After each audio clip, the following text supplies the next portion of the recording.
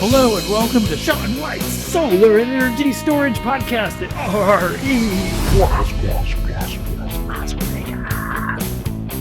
RE. We are recording live from the Power Up Live's Pro Studio presented by TerraHive.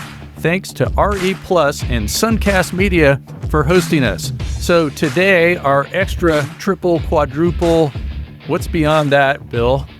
I don't know, but our extra triple, quadruple special guest is Bill Brooks. The one, the only. I think there's another Bill Brooks out there, though, that writes Western books or something. I think I saw that once. There are a lot of Bill Brookses out there, actually, but in the solar world, not so much. Okay, yeah.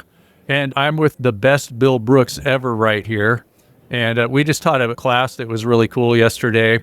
And a lot of people showed up. It was our best turnout since I think they canceled 3 SPI RE Pluses in a row, something like that, because of COVID. And then we had a really big one over in Anaheim. It was like 200 people, something like that. Yeah, there was a big crowd after that. Nice big NEC class. And then our next biggest one was yesterday. Yep. So congratulations. What we wanted to talk about today is one of Bill's very good friends, Gino Espino, who I know from going sailing with. He's a really cool guy, unexpectedly passed away. And I know that he knows Bill from different worlds, from the solar world and personal world, like a good friend in Bill's town in Vacaville. So maybe you could let everybody know about John. Yeah, I've known John for at least 20 years, maybe 25, something like that. Our families worked together as in homeschooling of all things, if that's even allowed to be said. And so... we'll allow that. Okay, yeah. Good. So, yeah, we knew each other. I watched their kids grow up. They watched our kids grow up. And so still in very close communication with them. And he's a close friend. And just unexpectedly out of the blue, passed away at night. That was, very unfortunate. And it kind of feels a little weird this time. I mean, when we go to these conferences, he was always a pretty big fixture, kind of a larger-than-life personality, in the marketing world, very, very connected, talking to everybody, knew everybody, talked to everybody, much more than I do. I'm more of a technical guy, and I recognize faces, and a lot of people know who I am because I've written things or done trainings, but he actually knew and connected with, thousands and thousands of people, and him not being here, you can, it just feels like there's a little bit of a void, and we'll certainly miss him. But life goes on, and we keep plugging away, and remember the good things that he brought to the solar industry is, his energy. Everybody understood that. He was a very energetic guy, very positive guy, very, you try to take some of those things and emulate those as you can. Yeah. When I saw on LinkedIn that he passed away, I couldn't believe it because I had just seen him not too much earlier at RE Plus in Texas, and he was doing selfies with me and stuff, and then just he didn't seem ill or anything at all. So it was kind of sad. Yeah, the number of people that I talked to that either directly talked to him over the phone or texted him the last 2 days of his life, Friday and Saturday, before he passed away that Saturday night, probably 60 people that he connected with the last 2 days of his life. So I don't know whether he knew something was happening. He didn't know anything was happening, but it was just really unique to see that many people had connected with him before he passed. And, I've had a chance to... one of the things was I got a chance to go to North Dakota, which is the second to last state that I've never been to. My last state is Alaska, which you've been to many times, of course, with your brother living there. And but I knew I was never going to get to North Dakota unless I went with him. And so his sons play ball for Minot State. And so that was it was a great time. I took it on my own to just fly up there by myself and hang out with him and his family. And, it's one of those things where if you don't seize the day, I would be very, very upset with myself if I hadn't have done that. Mm-hmm. And then actually we planned to go to Alaska together to the RE Plus in Alaska coming up in next month. And, I had already made my flight arrangements and everything like that before he passed. So we were already planning to do that together. We were going to basically be on the same plane so we would cross the line together because it was it would have been his last state as well, but that wasn't to be. And so I'm going anyway. And, to his memory. Great. And is it a coincidence that both of you were in the solar industry and knew each other such a long time ago? To some extent, yeah. I mean, we had some, I guess, similar friends that were in the business. So, he was in touch with another guy in the marketing world who was a close friend of his, and that was really more of his connection. He knew I was in the solar industry, and we did talk about it from time to time. He was at that time in the mortgage industry and stuff like that, and this was before the downturn of the real estate market and everything like that in 2008 timeframe. So, I was pretty well known in personal circles as the solar guy. They didn't know anything about what I did beyond my little town, but Cowtown. He does solar. So yeah, it's like, I got a friend of mine interested in solar. You should talk to Bill, and that's kind of the extent of it. But then our common friend basically kind of pulled him into working with some companies. And then, he just kind of, as he does, he's a marketing machine, and started connecting and got involved with a lot of startup companies. I accused him of, really being a glutton for punishment, because he would, and he was good at that. I mean, he was good at setting up marketing networks and getting things started for companies and really launching their marketing companies. And it seems like he would get to a certain point and then, off to another challenge. So I think you and him were even talking about starting a podcast, right? Yeah, we talked about doing a podcast together. I mean, he had more of the energy to do that kind of thing. It's not something I was really, I was kind of peripherally interested in it, whatever. But not something I want to do as something. It's not really necessary to what I do in my work. I do writing and things like that, which helps keep my name out there, and do get involved in videos and things like that. Mike Holt podcasts, or Mike Holt's video series and stuff like that. And that certainly gets my name out there. But I'd say the vast majority of my work comes from expert witness kind of things nowadays. And so, even though I'm a well-known feature in the solar industry, there's not a ton of business that comes to me directly from even folks that are in this room here. Yep. What were some of the companies that John Espino was working for? Wow, now you can ask me that. I can't remember. I know he worked for several data companies, data acquisition companies. Or like in the solar industry, was it like? Right. No, these were solar data acquisition companies. So, he did, there were several companies that he worked with there. The last company he worked with over the last, say, 2 years was NEP. Mm-hmm. And so a lot of people knew him through NEP, and he really helped them quite a bit. And then he had just recently taken a job with a racking company out of Austria. Mm-hmm. And so he was new with them maybe 4 or 5 weeks when he passed. And so it was definitely, it was a big shock to them too as well. But so, he had worked with a lot of different companies in a lot of different areas. It's kind of interesting that he did, data work. He worked with electronics companies. He worked with, and now racking was kind of his next thing. And so he was pretty well-rounded from all those things. So I remember when we were out there sailing, and we were with John and his sons, and we were out on the bay, and we were joking a lot about getting canceled. And so like you and myself have been canceled. I kind of get in trouble. I get warmed up sometimes by listening to comedy, and I turn on Dave Chappelle, and then somebody gets offended by something that I say, which I don't think was really too bad or anything like that. But we were out there on the bay, and we were joking a lot about that. And so maybe what we could informally do right now is make the John Gino Espino Uncancelled Award. Right. And we can uncancel somebody every year at RE Plus in the name of John. Is that? You think he'd like that? I think you would. I think you would. Yeah. Obviously,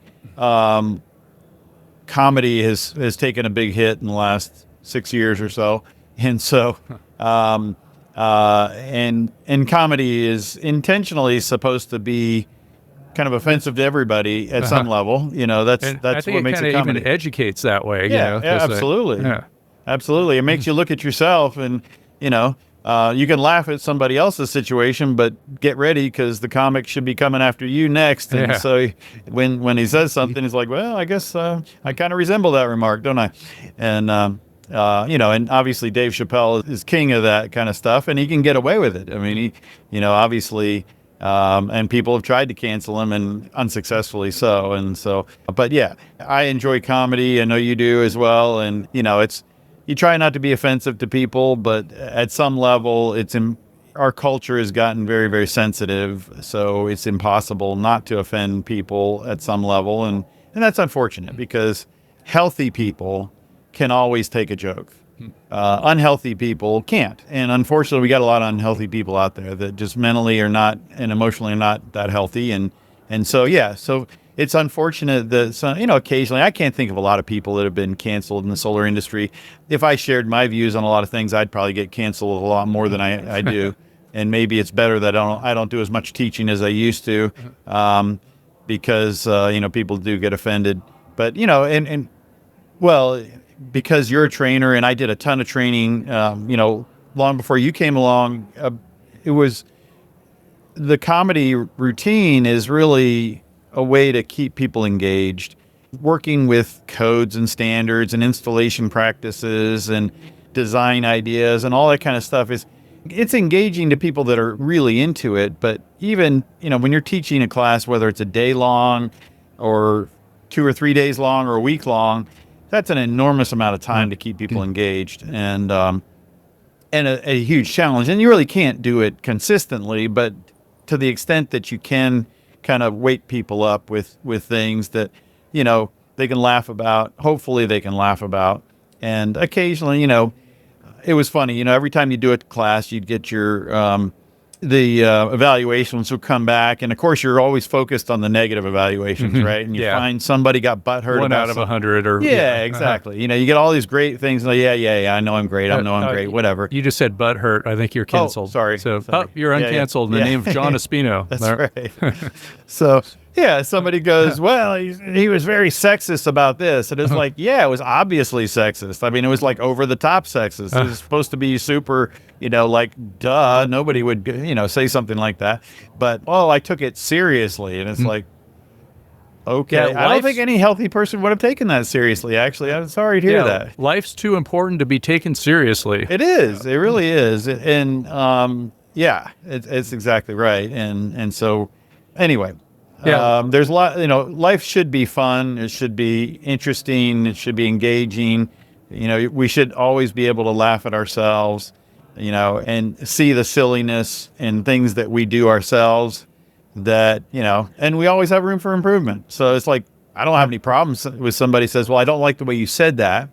Okay, well, maybe you can help me figure out a better way to say it. But, the funny thing, I got people's attention. People woke up, maybe they were shocked that I said that, it's like, okay, but I certainly didn't mean anything mean by it. I wasn't being, unnecessarily mean or taking people to task or anything like that. I do have my opinions, and that's the thing. You get very opinionated. And when you have your opinion, there are certain sectors of our world. I have lots of clients in the utility industry, and I dislike a lot of the way utility companies act. Utility jokes. Yeah, so there's utility joke, and there's I work with inspectors all the time, and there's a lot of funny things that inspectors do that I don't like. That is just funny, fun to make fun of. There are a lot of things that installers do. There's great installers, great friends of mine, and then there's guys that do shoddy work, and I'm going to give them a hard time, And so, these are all things, they're opportunities to highlight, in troubleshooting or in potential problems and things like that. And we can make fun of it without, we're not trying to overly shame, but we're trying to just point things out. And so, we can do a really boring click, click, click PowerPoint or pictures of, well, you shouldn't do this, and you shouldn't do that, and you shouldn't do this.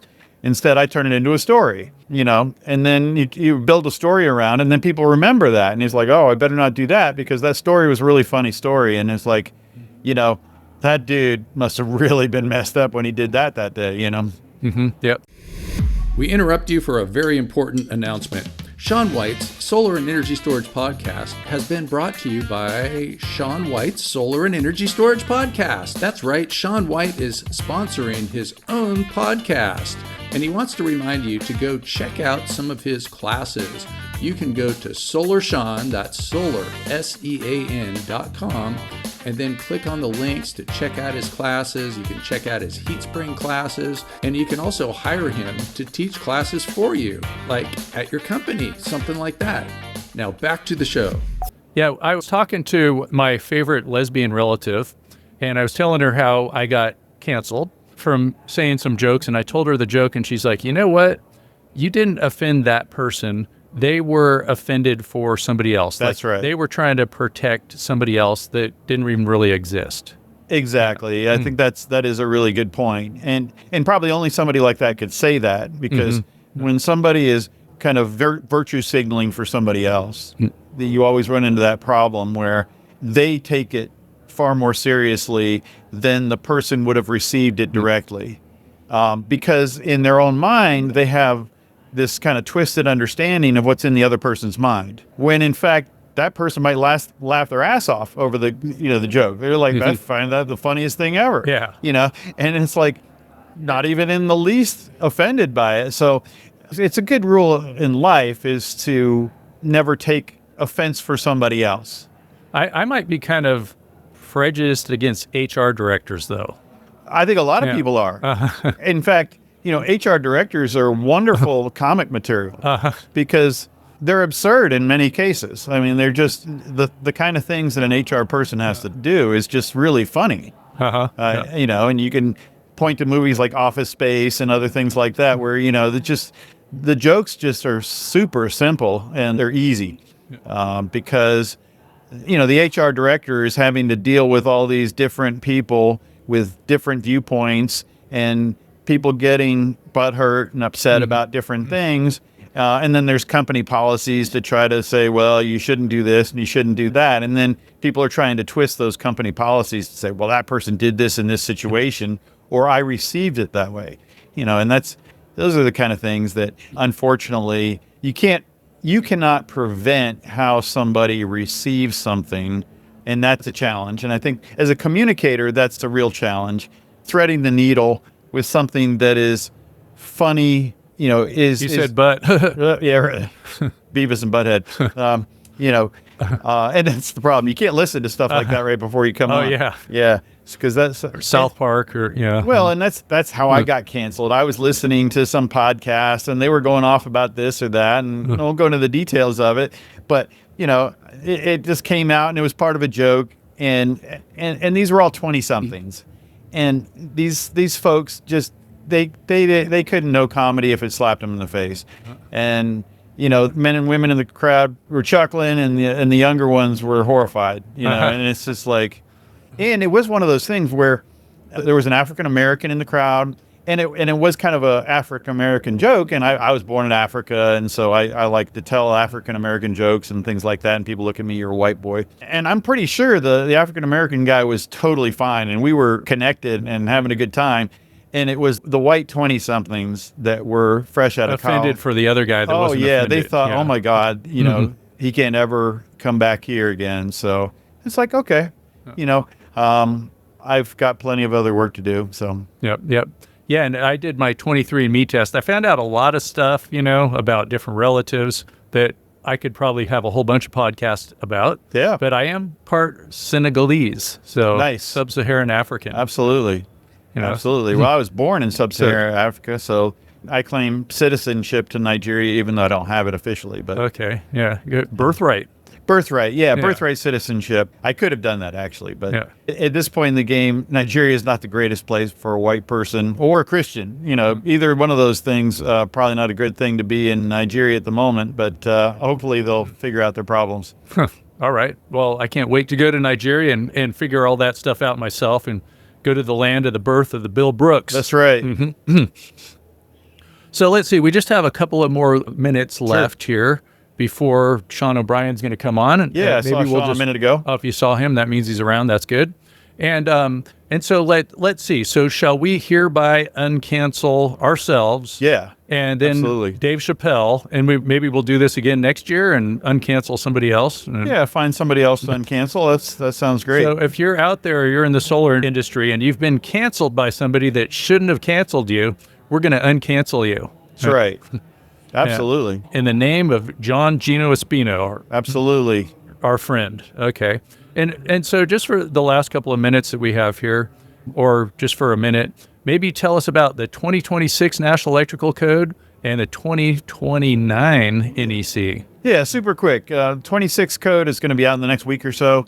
So it's getting ready to hit the streets. There's definitely some good things in it, kind of progressing in PCS stuff, power control systems. That's probably some of the most important things. And then the 2029 code is coming up. They're actually opening it up for proposals next month, of all things, for the 2029 code. It'll be the longest code cycle because they're planning on completely revising the structure of the code. And so the only way you're going to find anything in the National Electrical Code and out of the 2029 code is by searching it with a search engine, because I won't have a clue where anything is, much less anybody who doesn't work with this stuff every day. So all the numbering is just going to be completely different. No 690, no 705. So how long do you think it'll take me to forget all that stuff? Well, your brain is probably going to say, well, this used to be the old 705.12, whatever, It's going to do that. Do you have any idea what the number is going to be for Absolutely anything? not. Or Nobody maybe it'll be knows. letters. No, they're gonna increase it to like 25 chapters. Wow. So we're gonna be up around 18, I think. Wow. So it's gonna be quite a few chapters, and we'll see how it all pans out. But nobody really knows how it's gonna go. I mean, there's some basic outlines that have been put out there so far, but at the end of the day, there's a lot of concrete that is yet to be even mixed. Okay. All right. Well, any last words? I don't think so. I think live long and prosper. How about that? All right. The Vulcan Manifesto, live long and prosper. So thanks for listening. And just a reminder that we are recording live from the Power Up Live Pro Studio presented by TerraHive. Thanks to RE Plus and Suncast Media for hosting us. And thanks Bill Brooks for talking to me. And thanks for listening to Sean White's Solar and Energy Storage Podcast. To find out more, go to SolarSEAN.com and get yourself NABCEP certified so you could be NABCEP-y. Woo!